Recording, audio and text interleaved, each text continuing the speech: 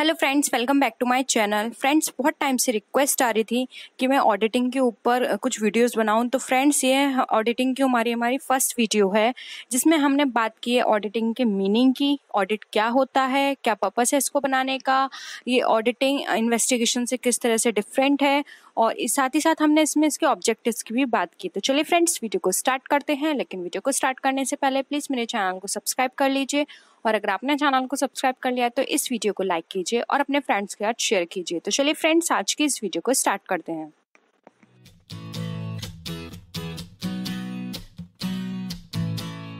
First हम बात करते हैं डेफिनेशन ऑफ ऑडिट की, यानी कि ऑडिट के मीनिंग या फिर डेफिनेशन की इसमें हम बात करेंगे। The word audit is derived from the Latin word audire, यानी कि जो ऑडिट वर्ड है वो लैटिन वर्ड ऑडियर से डिफाइन किया गया है, जिसका मतलब होता है टू हियर, यानी कि सुनना। ओल्ड टाइम की अगर हम बात करें तो जो भी कोई ऑनर है या बिजनेस में वो किसी तरह का सस्पेक्टेड या फ्रॉड देखता है तो या चेक करने के लिए उसको एक अपॉइंट करता है पर्सन, जिसको ऑडिटर कहा जाता है। वो पर्सन बिजनेस से रिलेटेड जितने भी रिकॉर्ड्स होते हैं, जितने भी अकाउंट्स प्रिपेयर किए जाते हैं, वो उनको चेक करता है, फाइंड आउट करता है कि जो भी रिकॉर्ड प्रिपेयर किए गए हैं उसमें किसी भी तरह का मिस एप्रोप्रिएशन या फिर फ्रॉड तो नहीं है। तो ये सारी प्रोसेसिंग हमारी ऑडिटिंग के अंदर ही आती है। तो आई होप आपको आंसर यहाँ क्लियर हो गया होगा कि ऑडिट क्या होता है। नेक्स्ट हम मूव करते हैं difference between accountancy and auditing, यानी कि अकाउंटेंसी और ऑडिटिंग में क्या डिफरेंस है। Accountancy is mainly concerned with the preparation of summary and analyzing of records prepared by the bookkeeper. For this, an accountant has to be prepared trial balance and then annual accounts. यानी कि friends, accountancy के अंदर जितने भी records होते हैं वो prepare किए जाते हैं उनकी समरी के बेसिस पर, और उन अकाउंट्स को बाद में एनालाइज किया जाता है, और ये सब काम बुक कीपर करता है। पहले वो जर्नल एंट्री बनाता है, जर्नल एंट्री के बाद उसको लेजर में पोस्ट करता है। तो ये जो पूरा प्रोसेसिंग है ये स्टेप बाय स्टेप होती है। उसके बाद जो लास्ट स्टेप होती है वो होती है फाइनल अकाउंट, जिसमें कि हमारी बैलेंस शीट और ये सारी चीज़ें प्रिपेयर की जाती हैं। तो ये अकाउंटेंसी का पार्ट है। जबकि अगर हम ऑडिट की बात करें तो friends, audit means the verification of book entries and accounts to find out their accuracy. So the auditor's work is to find out whether the final accounts exhibit a true and fair view of the state of affairs of the concern or not, and to report his findings to the shareholders. यानी कि friends, auditing के अंदर verification किया जाता है जो भी entries की गई हैं बुक के अंदर, और ये देखा जाता है कि वो जो भी एंट्रीज की गई हैं उसमें कितनी एक्यूरेसी है। साथ ही साथ जो ऑडिटर होता है उसका काम होता है कि जो भी फाइनल अकाउंट्स हैं उसमें ये फाइंड आउट करना कि जो भी एंट्री की गई है वो ट्रू और फेयर है या नहीं। वो उसको वाउचर से वेरीफाई करता है, और उसके बाद वो अगर किसी भी तरह की कोई प्रॉब्लम उसमें मिलती है तो वो शेयर होल्डर्स जो होते हैं उनको रिपोर्ट करता है कि इस तरह की चीज़ें आई हैं। तो वो उसको मेन पर्पस जो होता है ऑडिटर का वो ये होता है कि जो भी बुक्स वो एनालाइज कर रहा है या चेक कर रहा है उसकी ट्रू रिपोर्ट दे, क्योंकि वो रिपोर्ट के बेसिस पर ही जो कस्टमर्स होते हैं या फिर हम बोल सकते हैं जो इन्वेस्टर्स होते हैं वो अपना इन्वेस्ट करते हैं बिजनेस में। तो ये सारी उसी की रेस्पॉन्सिबिलिटी होगी कि वो जो भी रिपोर्ट प्रोवाइड करे आफ्टर ऑडिटिंग वो बिल्कुल फेयर होनी चाहिए। नेक्स्ट जो इसका डिफरेंस है, an accountant is an employee of the business, यानी कि जो अकाउंटेंट होता है वो एम्प्लॉय होता है बिजनेस का, जबकि एक ऑडिटर इंडिपेंडेंट आउटसाइडर होता है। नेक्स्ट डिफरेंस है, an employee of the business an accountant draws his monthly salary regularly from the business itself, यानी कि इसमें अकाउंटेंट जो होता है वो मंथली या रेगुलर बेसिस पर अपनी सैलरी को लेता है कंपनी से। जबकि जो ऑडिटर होता है उसका एक पेड रेम्यूनरेशन होता है, जो भी उन दोनों के बीच में एग्रीड टर्म्स एंड कंडीशन या फिर जो भी कॉन्ट्रैक्ट हुआ है म्यूचुअल कॉन्ट्रैक्ट, उसके बेसिस पे वो यहाँ पे एक पेड या हम कहेंगे एक फीस लेता है, जो भी उसने पूरी रिकॉर्ड्स की हैं बुक्स को चेक करने में जो भी अपना टाइम दिया है उसके बेसिस पर। लेकिन ये ऑडिटर जो होते हैं वो परमानेंट भी हो सकते हैं अपॉइंट, और ये मंथली बेसिस पर भी या फिर वो वन टाइम जो होते हैं उससे भी बेसिस पर ही किए जा सकते हैं। ये डिपेंड करता है कंपनी पर भी कि वो परमानेंट रखना चाहती है एक ऑडिटर या फिर वो टेम्परेरी रखना चाहती है। नेक्स्ट जो डिफरेंस है, an accountant is not expected to have a knowledge of account auditing, यानी कि फ्रेंड्स जो अकाउंटेंट जो है ये जरूरी नहीं है कि उसके पास ऑडिटिंग की नॉलेज हो, लेकिन फ्रेंड्स एक ऑडिटर के लिए ये बहुत ही जरूरी होता है कि उसके पास एक अकाउंटेंसी की इंफॉर्मेशन हो, क्योंकि ऑडिटर जो होता है वो एक तरह से अगर हम इन दोनों के बीच में कंपैरिजन करें तो ये थोड़ा लोअर पार्ट होता है अकाउंटेंसी का, अकाउंटेंट का, जबकि जो ऑडिटर होता है ये हायर पार्ट होता है। इसलिए एक ऑडिटर को अकाउंटेंसी की नॉलेज होनी चाहिए, लेकिन ये जरूरी नहीं है कि एक अकाउंटेंट जो है उसको ऑडिटिंग की नॉलेज हो। हम नेक्स्ट डिफरेंस की बात करें तो an accountant usually a permanent employee of the business, यानी कि फ्रेंड्स जो अकाउंटेंट होता है वो परमानेंट एम्प्लॉय होता है बिजनेस का, यूजली होता है, ठीक है। जबकि एक ऑडिटर जो होता है can be changed from year two year, ये जरूरी नहीं है कि वो परमानेंट हो, डिपेंड करता है ये कंपनी पर कि वो चाहे तो परमानेंट रख सकती है या फिर वो ईयर टू ईयर चेंज कर सकती है अपना ऑडिटर, ये उस पर डिपेंड करता है। लेकिन जो बेसिकली अगर हम बात करें मोस्टली केसेस की तो वहां पर ये ईयर टू ईयर चेंज होते रहते हैं। हम बात करते हैं बुक कीपिंग, अकाउंटेंसी और ऑडिटिंग में डिफरेंस की, या फिर एक तरह से हम बात करते हैं कि इनके क्या क्या काम हैं जिसके बेसिस पर हम डिफरेंस कर सकते हैं। तो फ्रेंड्स फर्स्ट हमने बात की बुक कीपिंग की, जिसका मेन पार्ट जो होता है वो होता है रिकॉर्ड करना, बैलेंसिंग करना, मेनली जो भी प्रैक्टिकल पार्ट होंगे वो सारे बुक कीपिंग के अंदर आएंगे। जैसे कि देखिए फ्रेंड्स, जर्नलाइज करना, posting into ledger, totalling of different accounts in the ledger, balancing, check the works of the book keeping और प्रिपरेशन ऑफ ट्रायल बैलेंस, यानी कि बुक कीपिंग का जो काम होता है या बुक कीपर का जो काम होता है वो सिर्फ जर्नलाइजिंग से लेकर ट्रायल बैलेंस प्रिपेयर करने तक का होता है, यानी कि जो टोटली जो प्रैक्टिकल पार्ट है हमारा रिकॉर्ड करने का वो सारा हमारा बुक कीपिंग का पार्ट होगा। जबकि अगर हम बात करें अकाउंटेंसी की तो अकाउंटेंसी के अंदर पार्ट आता है समराइज करने का, एनालाइज करने का, यानी कि जो थ्योरेटिकल पार्ट है।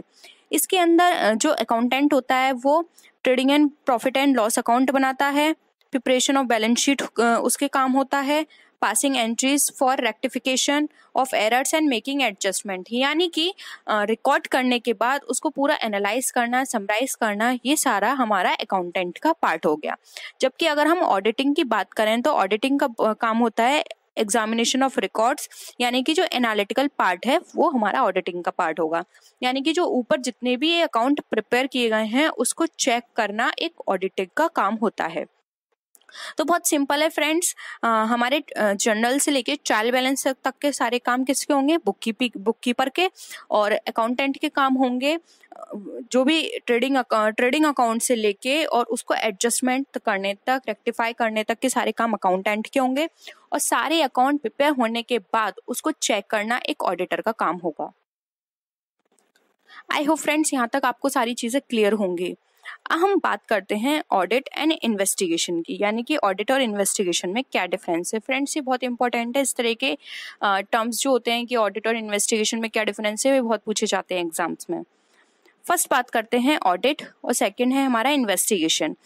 Audit is conducted to find out whether the balance sheet is properly drawn up and exhibit a true and fair view of the state of affairs of the business, यानी कि friends audit का काम होता है कि balance sheet को check करना कि उसने जो एंट्रीज हैं उसको सही से पोस्ट किया है या नहीं, और साथ ही साथ उसकी जो पोजीशन है वो फेयर बता रहा है या नहीं, उसको पूरी असेट्स को कैलकुलेट करना, लायबिलिटीज को कैलकुलेट करना, फिर उसको वेरीफाई करना वाउचर से, ये सारा ऑडिटर का काम होता है। जबकि इन्वेस्टिगेशन के अंदर investigation means a searching inquiry with certain object in view, यानी कि बिल्कुल ही डिफरेंस हो गया फ्रेंड्स। यहाँ पर आप क्या कर रहे हो, यहाँ पर आप सर्च वो चेक कर रहे हो कुछ चीज, और यहाँ पे इन्वेस्टिगेशन में सिर्फ सर्च की जा रही है कोई चीज, कोई इंक्वायरी करनी है आपको, तो वो इन्वेस्टिगेशन का पार्ट है। सिर्फ यहाँ पर आप एक क्वेरी है आपकी जिसके लिए आप उसका आंसर निकालने की कोशिश कर रहे हो, लेकिन यहाँ पर पता नहीं है कि आपकी कोई क्वेरी है भी या नहीं, आप बस उसको चेक कर रहे हो। क्वेरी हो भी सकती है या फिर नहीं भी, लेकिन इन्वेस्टिगेशन में क्वेरी होती है हमारी। नेक्स्ट है audit usually relates to 1 year, यानी कि जो ऑडिट होता है ये 1 ईयर का होता है, जबकि मतलब हर साल ये चेंज होता रहता है। ऑडिट एक साल में ही ऑडिट का जो टर्म पीरियड होता है वो खत्म हो जाता है, नेक्स्ट ईयर नया ऑडिट होता है।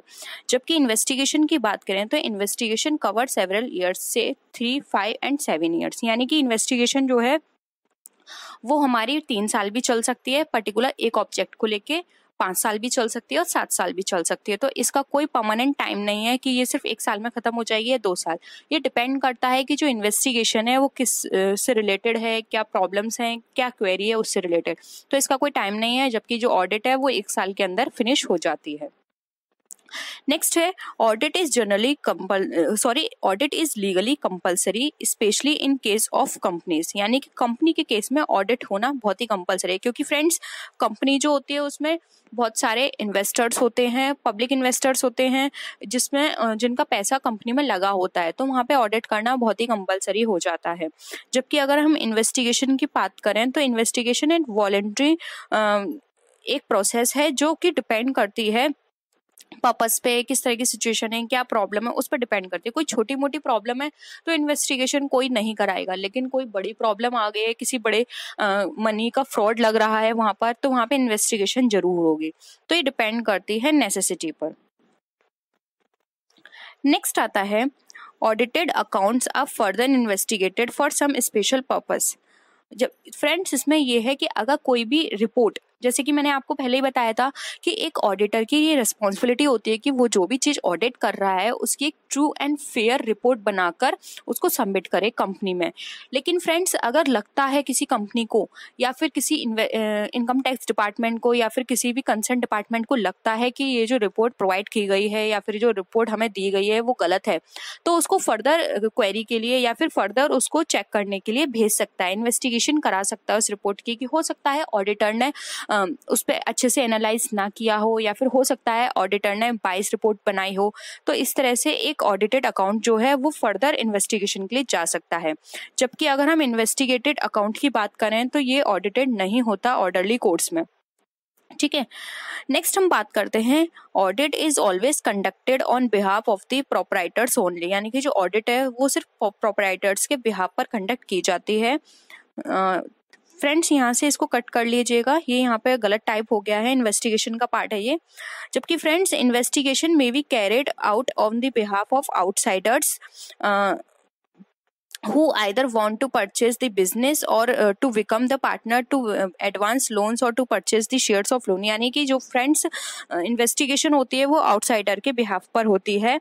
ये डिपेंड करता है कि जो भी इन्वेस्टिगेशन है वो आउटसाइडर को अगर किसी भी तरह की कंपनी में कोई भी लगती है कि ये कंपनी हमारे साथ फ्रॉड कर रही है या फिर कंपनी ने किसी तरह से अपने प्रॉफिट को हमसे छुपाया है, तो आउटसाइडर इन्वेस्टिगेशन करा सकते हैं।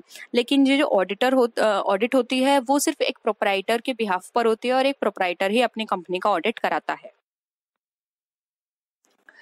नेक्स्ट हम बात करते हैं ऑब्जेक्ट ऑफ ऑडिट, यानी कि ऑडिट का क्या क्या ऑब्जेक्ट है, यानी ऑडिट क्यों की जाती है। तो फ्रेंड्स दो इसके मेन ऑब्जेक्ट हैं।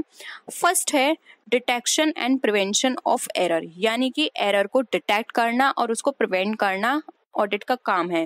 पहले तो फाइंड आउट करना कि है भी या नहीं एरर, और अगर होता है तो उसको प्रिवेंट करना ऑडिटिंग का काम होता है। और सेकंड होता है detection and prevention of fraud. अगर किसी तरह का कोई एम्प्लॉय फ्रॉड करता है, जैसे कि कोई फाइनेंस डिपार्टमेंट में कोई ऐसा एम्प्लॉय है जो कि जितने एक्सपेंसेस नहीं हुए हैं उनको भी शो कर रहा है, या फिर उसने खुद वहाँ पे कोई ड्राइंग की है लेकिन उसने एज अ बिजनेस एक्सपेंस करके डाल दिया है, तो इस तरह का अगर कोई फ्रॉड है तो ऑडिट से पता चल जाता है। तो उसको डिटेक्ट करना और साथ ही साथ उसको प्रिवेंट करना भी ऑडिट का ही काम होता है। लेकिन कई बार ऐसा होता है कुछ चीजें इंटेंशनली होती हैं, कुछ चीजें अनइंटेंशनली होती हैं, तो डिपेंड करता है। तो ये सारी चीजें हमारी तभी पता लगेंगी हमें जब हम प्रॉपर ऑडिट कराएंगे। तो ऑडिट के यही दो ऑब्जेक्ट है मेनली, जो कि बहुत ही इंपॉर्टेंट होते हैं, और इससे कंपनी की जो इमेज होती है वो भी डाउन होती है और कंपनी का जो प्रॉफिट होता है कभी कभी वो भी हाइड हो जाता है। तो ये इसके दो ऑब्जेक्टिव हैं। करेंगे क्लासिफिकेशन ऑफ ऑडिट की। ऑडिट को मेनली 2 कैटेगरीज में क्लासिफाइड किया गया है। फर्स्ट है according to organisational structure of a business and second है from practical point of view. First हम बात करेंगे फ्रेंड्स जिसमें according to organisational structure of a business की, जिसमें हमारी फर्स्ट ऑडिट है statutory audit. Friends statutory audit वो ऑडिट होती है जो कि कंपनी के लिए कंपलसरी होती है और ये इस्टेब्लिश की गई है स्टैट्यू के द्वारा। इस ऑडिट के अंदर जो भी अकाउंट्स होते हैं कंपनी द्वारा प्रिपेयर किए जाते हैं उनका स्टैट्यूटरी ऑडिट किया जाता है, जिसके अंदर डिफरेंट टाइप्स की ऑडिट हैं। जैसे कि फर्स्ट आती है company audit. Company audit mainly joint stock companies के लिए कंपलसरी है। According to Indian companies act 1913 के अब ये कंपलसरी कर दिया गया है कि जितने भी जॉइंट स्टॉक कंपनी है वो सभी अपने अकाउंट्स को ऑडिट करवाएंगी। ये लीगली कंपलसरी है और इसके अंदर जो भी अकाउंट्स प्रिपेयर किए जाते हैं उसको एक ऑडिटर चेक करता है। सेकंड आती है इसके अंदर audit of trust. Trust usually create की जाती है उन लोगों के लिए जो कि वीक होते हैं या फिर हेल्पलेस होते हैं, जैसे कि विडो और माइनर। ऐसे पर्सन जो कि अपने अकाउंट्स को अंडरस्टैंड नहीं कर सकते या फिर उनको मेंटेन करके नहीं रख सकते, उनके बिहाफ पर ट्रस्ट उनके अकाउंट्स को मेंटेन करती हैं और उनके अकाउंट्स को ऑडिट कराती हैं। इसके लिए कुछ एक्ट्स भी हैं, जैसे कि एक एक्ट है हमारा पब्लिक ट्रस्ट एक्ट, जैसे कि बॉम्बे में है बॉम्बे पब्लिक ट्रस्ट एक्ट 1950। इसके अंदर ट्रस्ट उन पर्सन्स के जो अकाउंट्स होते हैं उनको ऑडिट करती हैं। थर्ड आता है हमारा ऑडिट ऑफ अदर इंस्टीट्यूशन। इनके अलावा भी बहुत सारी कंपनीज हैं जिनके जो कॉर्पोरेट बॉडीज हैं जिनके अकाउंट्स ऑडिट किए जाते हैं, जैसे कि इलेक्ट्रिसिटी, गैस कंपनीज। इनके अकाउंट्स को ऑडिट करना इसके अंतर्गत आता है। इसके अंदर डिफरेंट टाइप्स की अदर पब्लिक कॉर्पोरेशंस भी होती हैं, जैसे कि reserve bank of India, industrial financial corporation. इनके अकाउंट्स को ऑडिट किया जाता है। जबकि यहाँ पे जो ऑडिटर होंगे उनके पावर्स, ड्यूटीज और लायबिलिटीज ये स्टैट्यूट के द्वारा फिक्स होती हैं। नेक्स्ट आता है हमारा सेकेंड टाइप, जो कि है प्राइवेट ऑडिट। प्राइवेट ऑडिट के अंदर यहाँ पर ऑडिटर जो होते हैं उनको अपॉइंट किया जाता है। क्वालिफाइड ऑडिटर्स होते हैं वो, जो कि अकाउंट्स को ऑडिट करते हैं। फर्स्ट आता है इसके अंदर audit of the accounts of sole trade. इसके अंदर ऑडिटर अपॉइंट किया जाता है एक प्रोप्राइटरी कंसर्न के द्वारा। यहाँ पर ये जो सोल ट्रेड होता है इसके अंदर ऑडिटर को अपॉइंट करना कंपलसरी नहीं है। जरूरी नहीं है कि उनके अकाउंट्स ऑडिट ही हों, ये डिपेंड करता है प्रोप्राइटर पर। अगर वो चाहता है अपने अकाउंट को ऑडिट कराना तो वो उनको ऑडिट करा सकता है। सेकंड आता है audit of the accounts of partnership form. Partnership form के अंदर सभी पार्टनर्स की कंसर्न से एक ऑडिटर अपॉइंट किया जाता है। ये एग्रीमेंट बेसिस पर होता है। ये डिपेंड करता है कि वो सारे पार्टनर्स मिलकर किस पर्सन को अपॉइंट करते हैं एज अ ऑडिटर। इसके राइट्स, ड्यूटीज और लायबिलिटी ये सब डिफाइन की जाती है म्यूचुअल एग्रीमेंट के लिए, जिसमें सभी म्यूचुअल एग्रीड होते हैं सभी पार्टनर्स की उसको ये ड्यूटीज और लायबिलिटीज या फिर राइट्स को दिए जाएंगे। नेक्स्ट आता है हमारा audit of the accounts of other individuals and institutions. इसके अंदर वो सभी इंडिविजुअल्स आते हैं, जैसे कि रेंट कलेक्टर्स, स्टेट मैनेजर्स। ये अपने इनके जो एक्सपेंडिचर होते हैं या इनकम होती है बहुत ही लार्ज होती है, तो ये भी अपने अकाउंट्स को ऑडिट कराते हैं एक क्वालिफाइड ऑडिटर से उनको अपॉइंट करके, और उनका क्रॉस वेरिफिकेशन भी कराते हैं वाउचर्स के थ्रू। नेक्स्ट टाइप आता है हमारा मेजर, जो कि है गवर्नमेंट ऑडिट। गवर्नमेंट ऑडिट के अंदर एक सेपरेट डिपार्टमेंट मेंटेन करके रखा जाता है, जो कि गवर्नमेंट के जितने भी ऑफिसेज हैं, डिपार्टमेंट हैं, उनके अकाउंट को ऑडिट करता है। और इस डिपार्टमेंट का जो हेड होता है उसको बोलते हैं CAGI, यानी कि controller and auditor general of India. ये असिस्ट किया जाता है डिफरेंट ऑफिशियल्स के द्वारा, जो कि डिफरेंट लेवल पे होते हैं। इसकी लायबिलिटीज एंड ड्यूटीज ऑडिटर की स्टैट्यूट के द्वारा डिफाइन नहीं की जाती हैं, और ना ही ये कोई पब्लिक ऑडिटर होता है, और ना ही ये किसी पब्लिक कंसर्ट से अपॉइंट किया जा सकता है। ये गवर्नमेंट डिपार्टमेंट से होता है, जो कि गवर्नमेंट डिपार्टमेंट के रूल्स एंड रेगुलेशन के अकॉर्डिंग इसको काम करना होता है। इसके बाद हम बात करते हैं नेक्स्ट ऑडिट की, जो कि हमारे internal audit. Friend, internal audit ये बिजनेस इंस्टीट्यूशन में एक ऑडिटर परमानेंट इसको किया जाता है अपॉइंट, जो कि रेगुलर बेसिस पे या फिर कांस्टेंट बेसिस पे कंपनी के अकाउंट्स को ऑडिट करता है। इस तरह के ऑडिटर्स परमानेंट नेचर के होते हैं, जिनको इंटरनल ऑडिट भी कहा जाता है।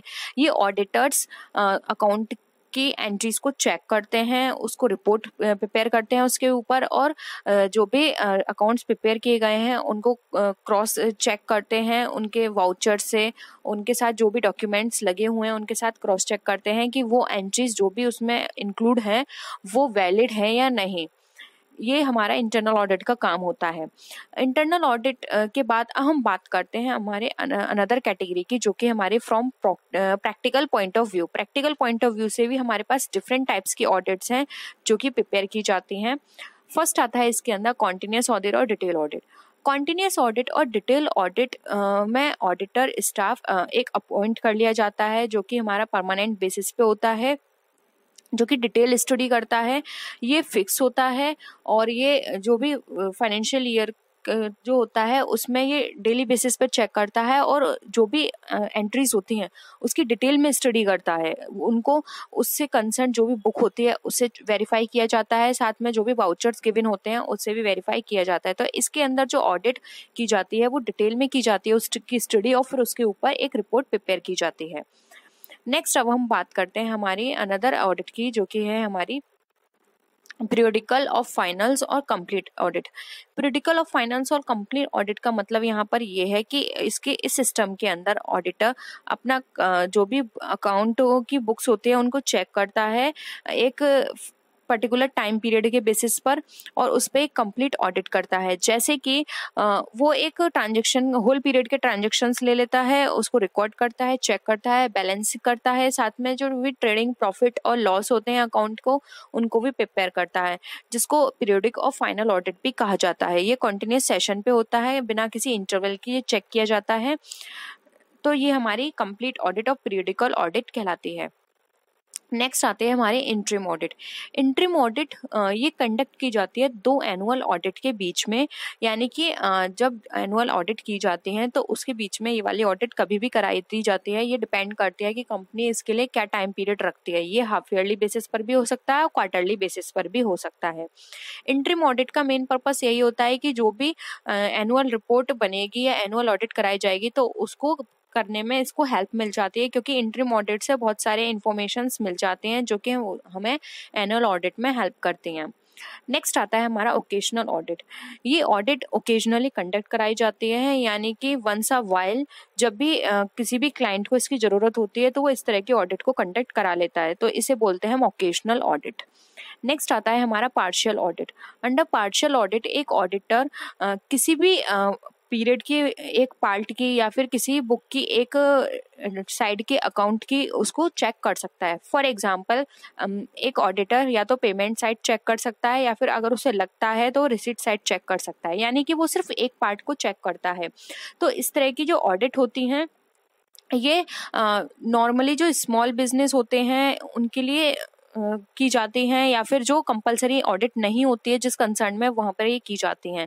और अगर देखा जाए तो इस तरह की ऑडिट लीगली ये परमिट नहीं है, चाहे वो प्राइवेट हो चाहे वो पब्लिक लिमिटेड कंपनी हो, क्योंकि इस तरह की ऑडिट हमको जो जिस भी पर्पज से हम ऑडिट करा रहे हैं वो पर्पज हमें पूरा करके नहीं देगी। नेक्स्ट आता है हमारा balance sheet audit. Under such an audit इसके अंदर जो ऑडिटर होता है वो कैपिटल, रिजर्व, असेट्स और लायबिलिटीज इन सबको चेक करता है जो जो कुछ भी हमें बैलेंस शीट में गिवन होता है। इसके अंदर जो trading and profit and loss account होता है उसको भी चेक किया जाता है।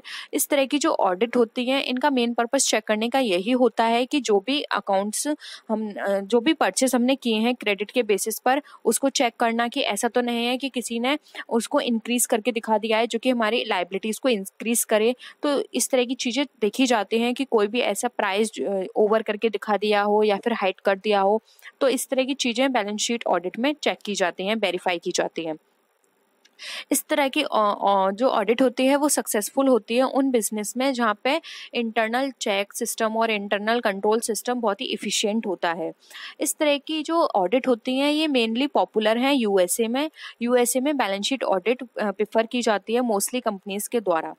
तो फ्रेंड्स ये थी हमारी different types of audit. I hope आपको वीडियो पसंद आया होगा। अगर वीडियो पसंद आया तो प्लीज़ वीडियो को लाइक कीजिए, अपने फ्रेंड्स के साथ शेयर कीजिए।